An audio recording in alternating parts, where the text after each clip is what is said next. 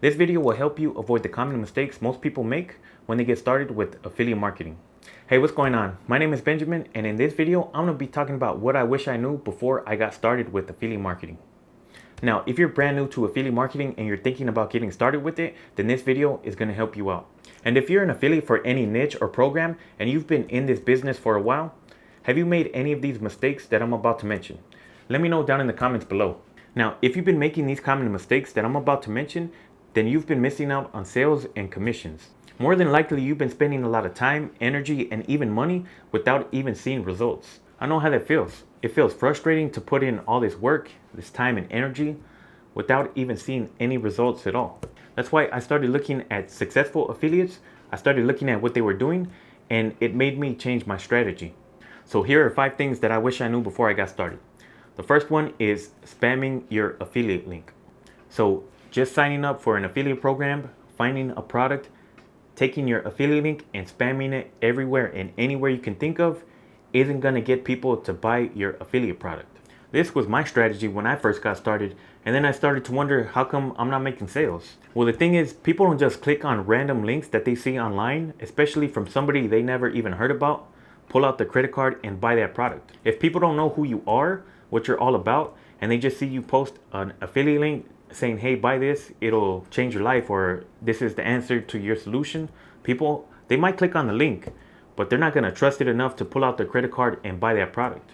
The first thing that comes into somebody's mind when they see a random link from somebody that they don't know is, this must be a scam. So obviously they're not going to buy it. The second thing that I wish I knew is create value in your content. Now, if you've ever studied affiliate marketing or if you heard other people explain how affiliate marketing works, they all say the same thing, which is create value in your content. So when I first got started, I didn't really understand what this meant. Should I make prank videos? Should I make funny videos? Should I make dance videos? What is value? The best way to create value in your content is to solve a problem that your target audience is dealing with.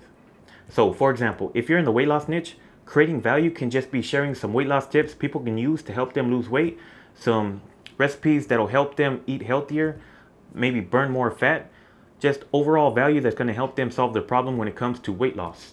If you're in the tech niche, meaning you're into like the newest cell phones, laptops, computers, creating valuable content can be reviewing the newest products, the newest iPhones that come out, showing the features that they have and who those products would be best suitable for.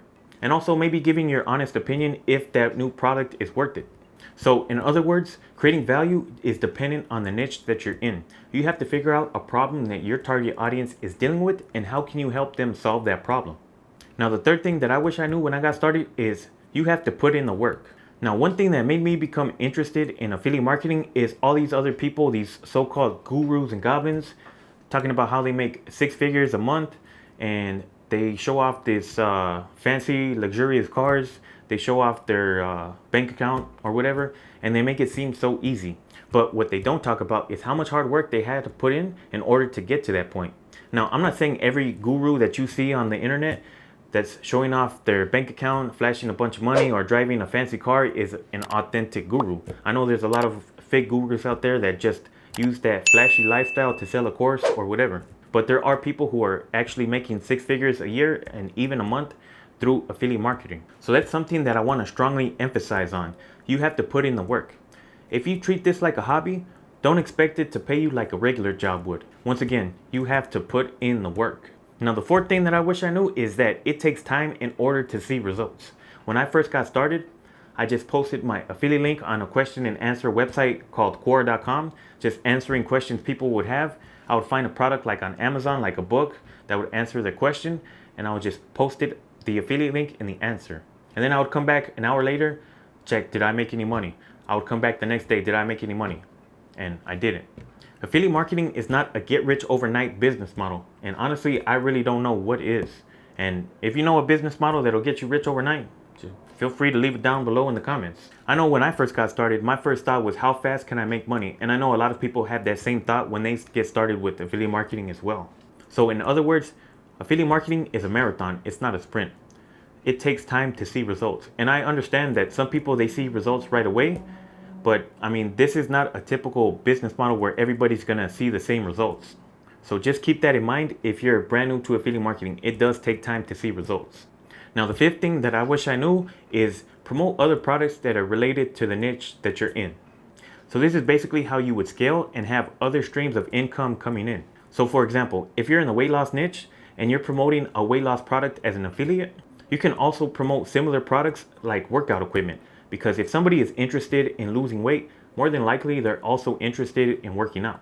And you can also recommend products like jump ropes, resistance bands, dumbbells, yoga mats, just anything that's related to fitness. And another reason why you should be promoting similar products that are related to your niche, let's say that you're promoting a weight loss supplement and you're promoting that product over and over and over again to your same audience, but some of them bought that product and some of them just aren't interested in that product. If you keep on promoting that product over and over again, they're gonna just get tired of hearing it and they're just gonna stop listening to you. They're gonna just follow somebody else. So that's why it's always recommended to promote similar products that are in your niche. So if you promote a weight loss supplement and half of your audience is not interested in that, you can also promote something else like a weight loss tea.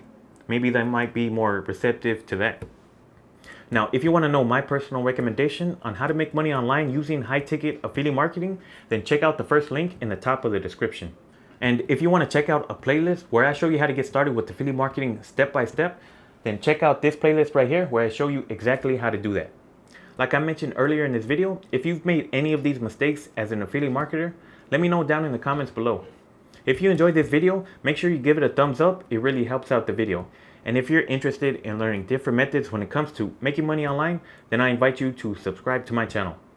Well, that's pretty much it for this one. So with that being said, I'll catch you guys in the next one.